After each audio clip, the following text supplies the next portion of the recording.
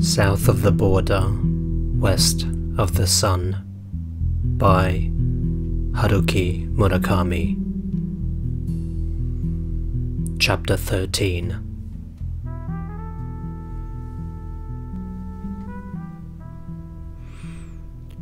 One morning, after dropping off my daughters at nursery school, I went to the pool and swam my usual 2,000 meters.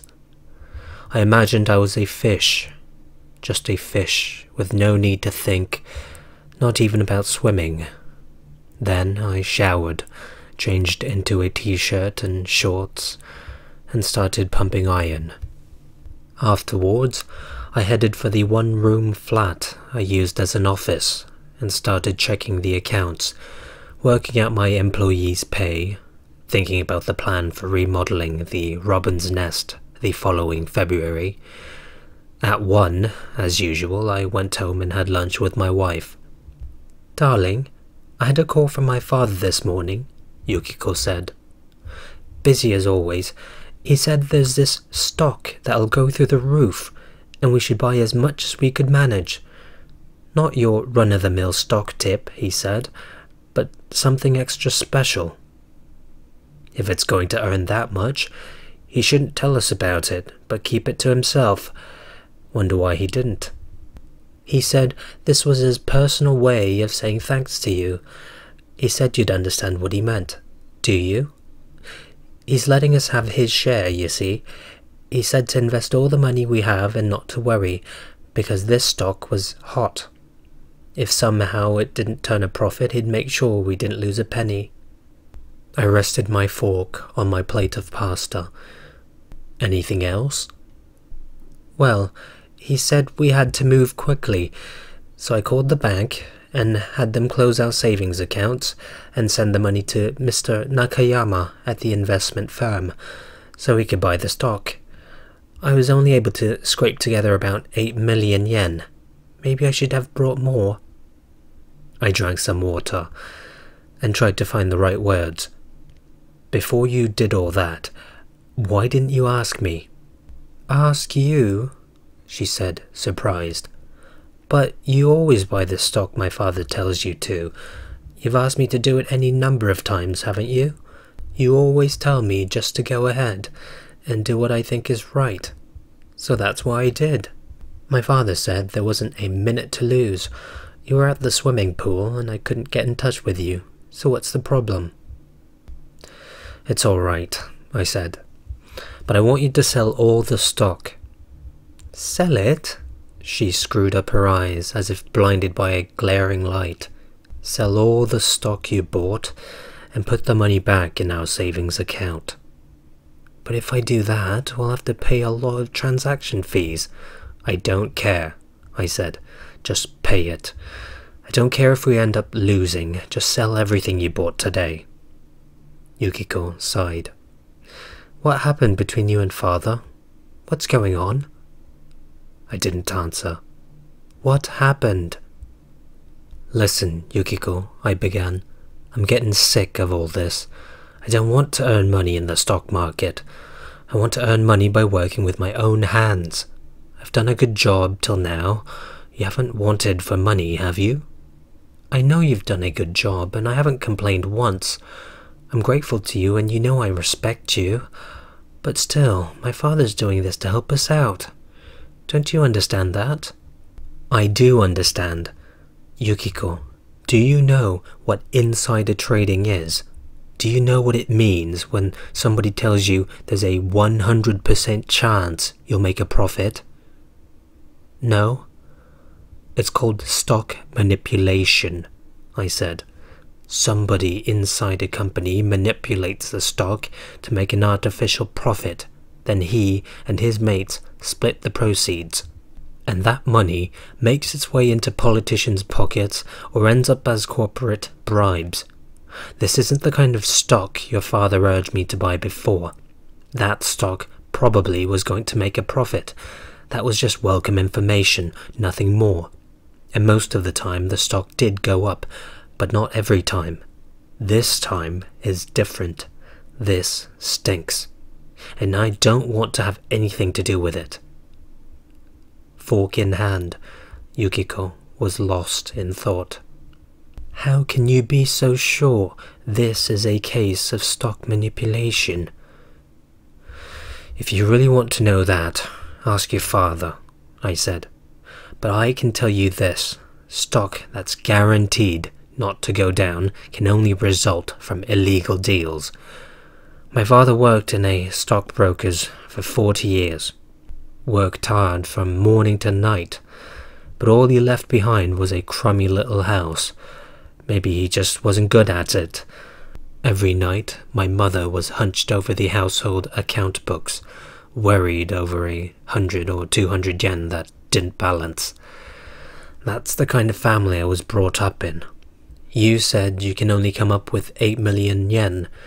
Yukiko, we're talking about real money here, not monopoly money.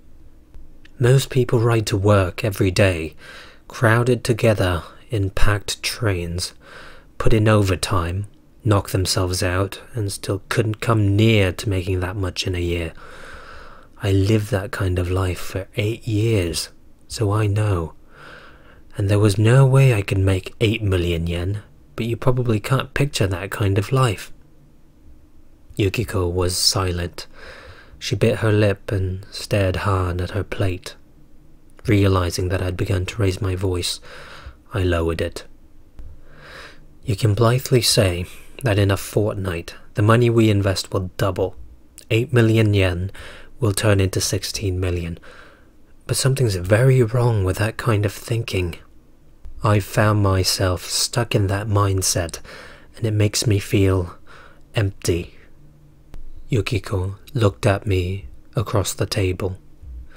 As I resumed eating, I could feel something inside me shaking. Was it irritation or anger? I couldn't tell. Whatever it was, I was helpless before it. I'm sorry. I should have minded my own business, Yukiko said, quietly, after a long silence. It's okay. I'm not blaming you. I'm not blaming anybody.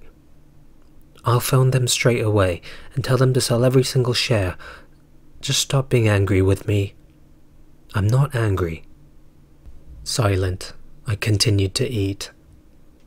Isn't there something you want to tell me? Yukiko asked, looking straight at me. If something is bothering you, tell me. Even if it's something that's hard to talk about. If there's anything I can do, just name it. I'm only an ordinary person, and I know I'm completely naive about everything, including running a business, but I can't stand to see you unhappy. I don't want to see that pained look in your face. What is it you hate about life? Tell me. I shook my head.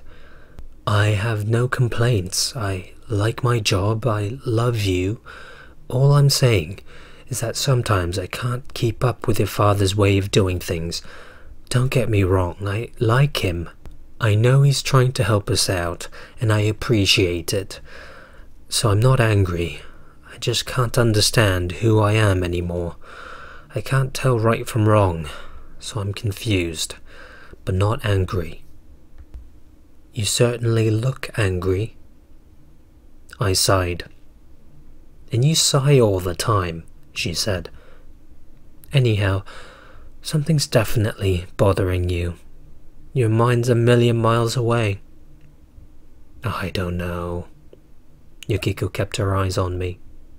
There's something on your mind, she said. But I have no idea what it is. I wish there was something I could do to help. I was struck by a violent desire to confess everything. What a relief that would be. No more hiding, no more need to play act or to lie. Yukiko, look, there's another woman I love. Someone I just can't forget. I've held back, trying to keep our world from crumbling, but I can't hold back anymore.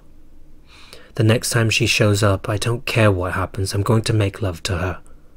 I've thought about her while I've masturbated. I've thought of her while I've made love to you, Yukiko. but I didn't say anything. Confession would serve no purpose. It would only make us miserable. After lunch, I returned to my office to continue working, but my mind was a million miles away. I felt miserable preaching at Yukiko like that. What I said was all right, but the person who said it was all wrong. I'd lied to Yukiko, sneaking around her back. I was the last person who should take the moral high ground. Yukiko was trying very hard to think about me. That was quite clear and consistent with the kind of person she was. But what about my life? Was there any consistency, any conviction to speak of? I felt deflated, utterly lacking the will to move. I put my feet up on my desk and, pencil in hand, gazed listlessly out of the window. From my office, you could see a park. The weather was nice and there was a number of parents with their children. The children played in the sand pit or slid down the slides, while their mothers kept an eye on them and chatted with other mothers. Seeing them reminded me of my own daughters. I wanted to see them, to walk down the street holding the two of them in my arms once again. I wanted to feel the warmth of their bodies, but the thoughts of them led inexorably to memories of Shimamoto. Vivid memories of her slightly parted lips. Thoughts of my daughters were crowded out by the image of Shimamoto. I could think of nothing else. I left my office and walked down the main street in Aoyama and went into the cafe where Shimamoto and I used to meet and had a coffee. I read a book, and when I tired of reading, thought again of her. I recalled the fragments of our conversations, how she'd take a salem out of a bag and light it, how she'd casually brush back a lock of hair, how she tilted her head slightly as she smiled.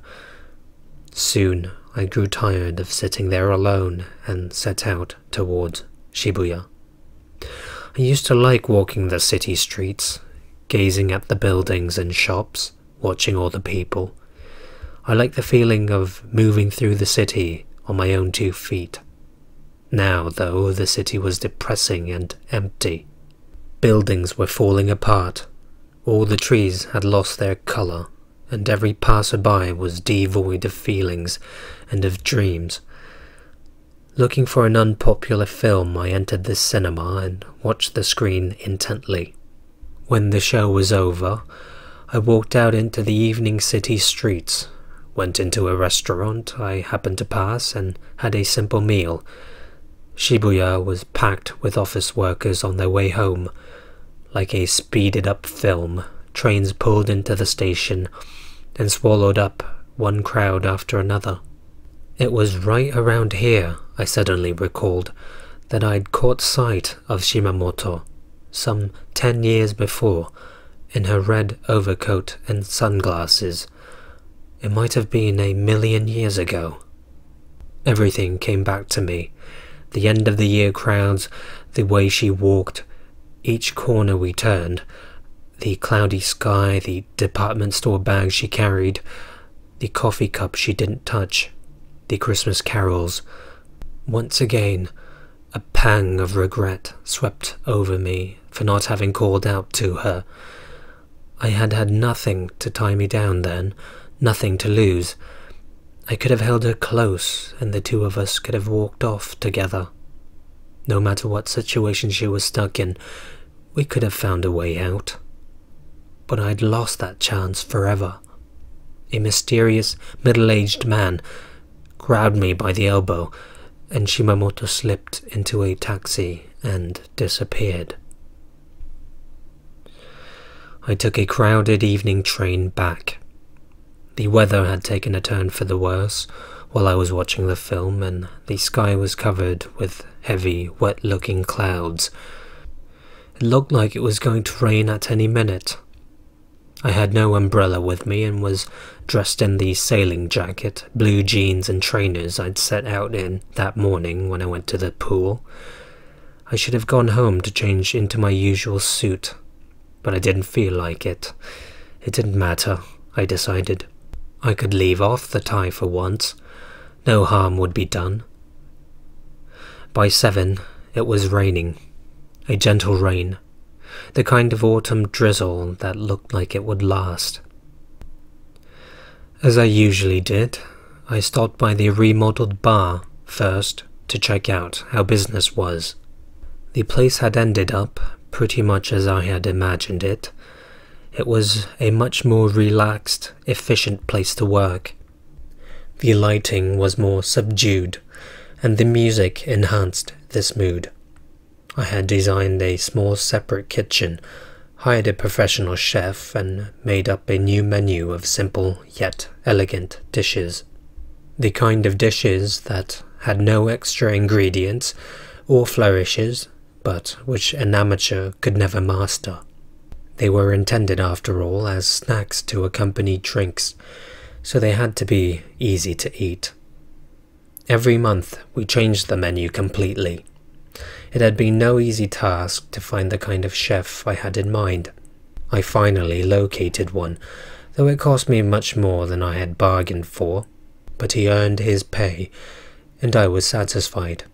My customers seemed pleased too. Around 9, I borrowed an umbrella from the bar and headed over to the Robin's Nest. At 9:30, Shimamoto showed up. Strangely enough, she always appeared on quiet, rainy evenings. End of chapter 13.